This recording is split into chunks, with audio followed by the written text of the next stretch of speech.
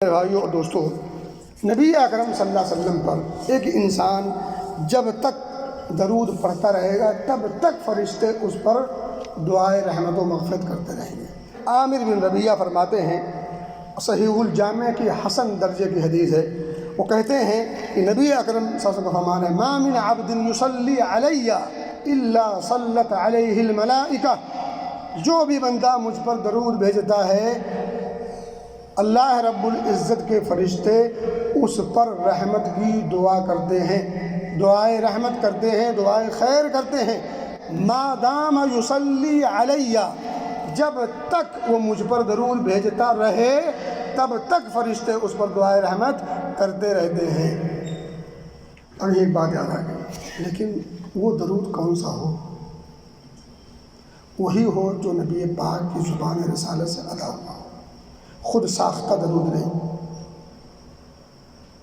وہ درود نہیں جو لوگوں نے بنائے اور گھڑے ہیں، کیونکہ ان درودوں میں اگر آپ پڑھیں گے ایمانداری کے ساتھ اور ایک بار توحید کی لاج رکھ کر کے اگر پڑھیں گے تو بہت سارے درود ایسے لوگوں نے بنائے ہیں جس میں شرک کی بو نہیں، شرک کا ایک تاریک گھڑا موجود ہے۔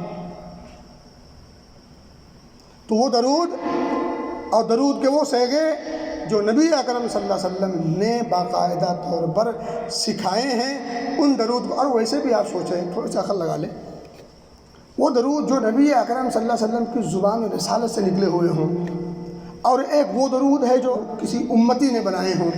اب آپ مجھے بتائیں ان دونوں درودوں میں سے کون سا درود پڑھنا آپ پسند فرمائیں گے؟ تھوڑا سا ایمانداری سے سوچیں اور نبی اکرم صلی اللہ علیہ وسلم کی محبت کے چشمہ کو لگا کر کے سوچیں، پھر اندازہ ہو جائے گا کہ ریشم میں ٹاٹ کی پیوند کاری اس کی کہاں تک گنجائش ہے۔ نبی اکرم صلی اللہ علیہ وسلم کی زبان رسالت سے نکلے ہوئے الفاظ، اس کو چھوڑ کر کسی کتنا بڑا امتی کیوں نہ ہو، کیا نبی اکرم صلی اللہ علیہ وسلم کے زبان رسالت سے نکلے ہوئے الفاظ کے برابر ہو سکتے؟ کیا وہ مقام و درجہ پا سکتے؟ تصور نہیں کر سکتا کوئی شخص۔ تو پھر اتنی بات سمجھ میں کیوں نہیں آتی؟ میں کہہ رہا ہوں کہ جب تک ایک انسان نبی اکرم صلی اللہ علیہ وسلم پر درود پڑھتا رہے تب تک فرشتے ایسے لوگوں پر دعائے رحمت، مغفرت، دعائے خیر اور دعائے برکت کرتے رہتے ہیں۔ نبی اکرم فرماتے ہیں، اب تم میں سے جو چاہے کم پڑھے، جو چاہے زیادہ پڑھے، زیادہ پڑھو گے فرشتے دعائے رحمت زیادہ کریں گے، کم پڑھو گے کم کریں گے۔ اب کتنا بٹورنا ہے، کتنا جمع کرنا ہے، یہ آپ کے ظرف کے اوپر ہے۔ تو آپ کو اگر زیادہ چاہیے تو زیادہ کیجئے، کم چاہیے تو آپ کی مرضی۔ یہ تھی چند باتیں، چند اعمال جو نبی اکرم صلی اللہ علیہ وسلم کی سنت سے ثابت ہیں، جن کے کرنے پر فرشتے ہمارے لیے دعائے رحمت مغفرت کرتے ہیں۔ اللہ سے دعا ہے کہ اللہ